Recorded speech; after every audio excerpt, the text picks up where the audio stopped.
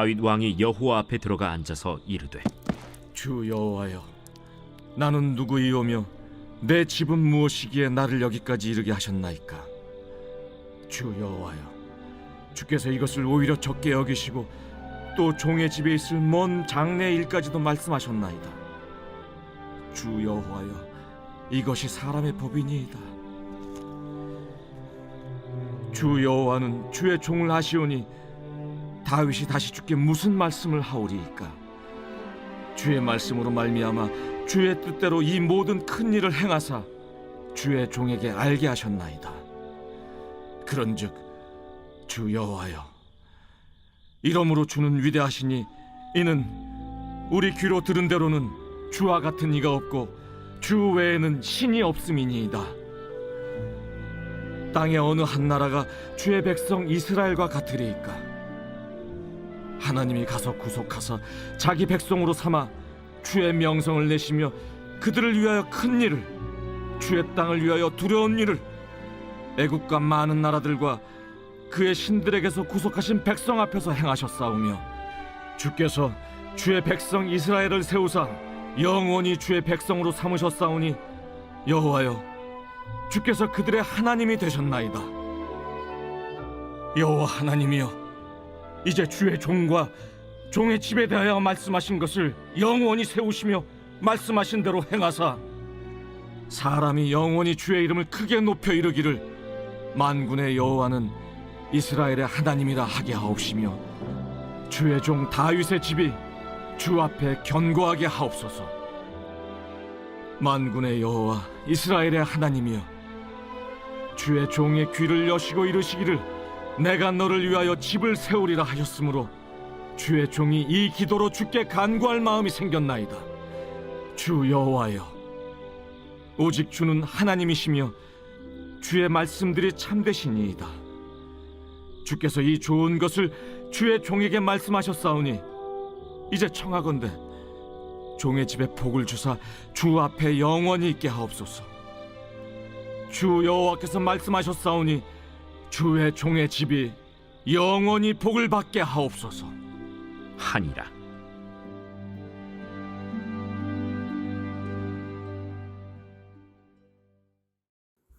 할렐루야. 오늘 저는 감사는 축복의 시작입니다 라는 제목으로 은혜를 나누고자 합니다. 제가 예전에 읽었던 히브리 우화 중에 이런 글이 있었습니다. 한 가난한 청년이 있었는데 그는 열심히 일을 해도 원체 가진 것이 없어서 가난한 삶이 계속되었죠. 그러던 어느 날 며칠 동안 일감이 없어서 굶주린 그는요, 그 동네에서 가장 부자로 소문난 어떤 집에 가서 밥 한 끼를 얻어먹을 수 있는지를 사정하게 됩니다. 그를 이제 물끄러미 본 부자는요, 하인에게 일러서 식사 준비를 하라고 하고 식당으로 오라고 하죠. 이 청년이 식당으로 가는 동안 맛있는 요리 냄새가 막 나기 시작했습니다. 막 코를 찔렀죠. 그래서 청년은 오늘 나는 그동안 굶주린 배에 선물을 줄 수 있겠구나 라는 그런 생각에 막 신이 나서 식당으로 향했습니다. 호화로운 테이블, 그리고 굉장히 반짝거리는 식기와 쟁반, 그리고 그릇이 이미 다 세팅이 돼 있었죠. 그리고 그 길다란 테이블 한쪽에는 부자가 자리하고 이제 청년에게 자리를 권하는 그런 시간이 되었습니다. 근데 문제가 하나 있었는데요. 문제는 음식이 하나도 없는 거예요. 냄새만 나고 음식이 없게 되니까 청년은 앉았는데 너무 실망이 된 거죠. 그러면서 조롱당한 느낌까지 들었습니다. 이런 상황에서 갑자기 그 부자가 만면에 미소를 띠며 자, 이제 식사를 합시다, 막 손뼉을 치면서 이렇게 말을 한 거예요. 이때 청년은 가만히 생각을 해봤습니다. 처음에는 자리를 박차고 나갈까, 날 놀리는 겁니까? 이렇게 얘기하면서 나갈까 이런 생각을 했는데 어차피 오늘 굶을 예정이었고 맛있는 냄새도 맡고 푹신한 의자에도 앉아봤으니 일단 저 부자가 무슨 일을 하는지 한번 끝까지 지켜봐 보자, 이런 생각이 딱 든 거죠. 그러면서 부자가 식기를 들어서 음식을 맛있게 먹는 신용을 하니까요, 그대로 따라합니다. 오히려 이 청년이 웃으면서 이런 이야기까지 건네게 돼요. 어르신, 음식이 아주 맛있습니다. 오히려 이렇게 얘기를 하면서 분위기가 어색하지 않고 화기애애한, 막 그 식기가 부딪히는 소리가 탕탕탕 들리고 그러면서 막 서로 되게 허공에다가 칼질을 하게 되는 그런 이런 희한한 식사를 계속 하게 됐죠. 식사가 얼마간 진행이 됐을까요? 근데 갑자기 부자가 식기를 탁 내려놓는 거예요. 그러면서 부드러운 목소리로 청년을 바라보면서 이야기를 합니다. 잠시만 제 얘기를 들어주세요. 저에게 식사를 원하는 사람들도 많고 돈을 원하는 사람들도 많았습니다. 근데 저는 그때마다 그 사람들을 이 상상의 테이블로 초대를 했는데 저의 상상의 테이블에 어떤 사람도 기꺼이 응하지 않았습니다. 청년이 처음이에요.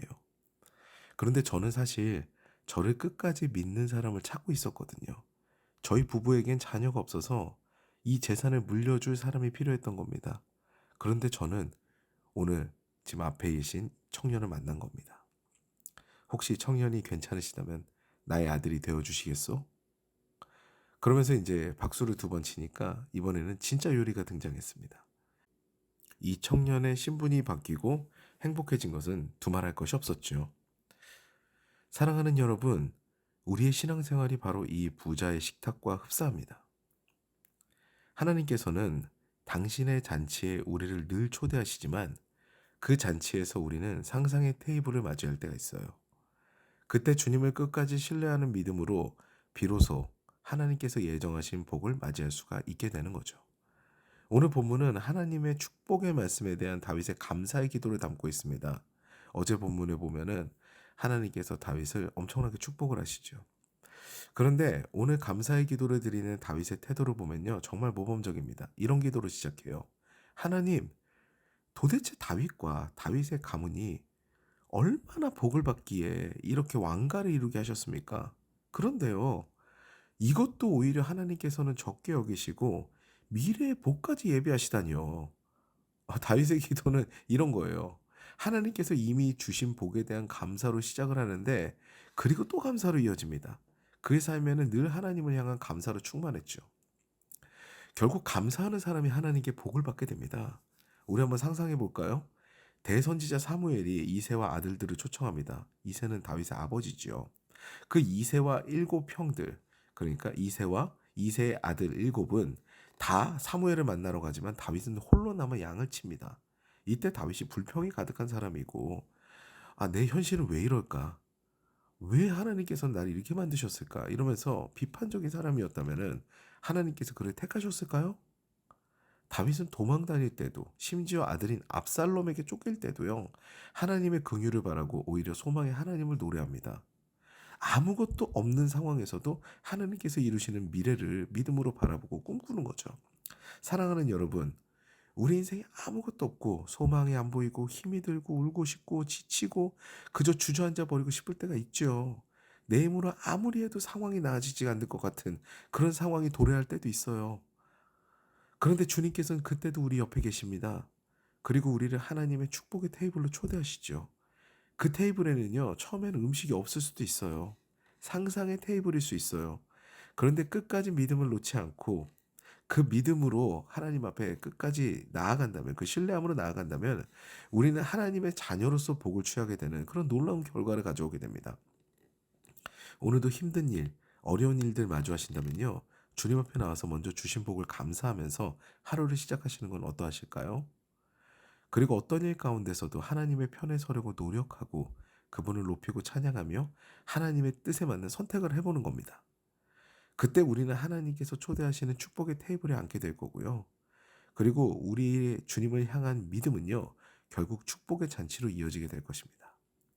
오늘도 주님과 함께 하루 종일 행복한 동행이 되시는, 그리고 또 주님의 축복의 테이블에서 복의 폭포수를 경험하시는 저 여러분 되시기를 주님의 이름으로 축원합니다.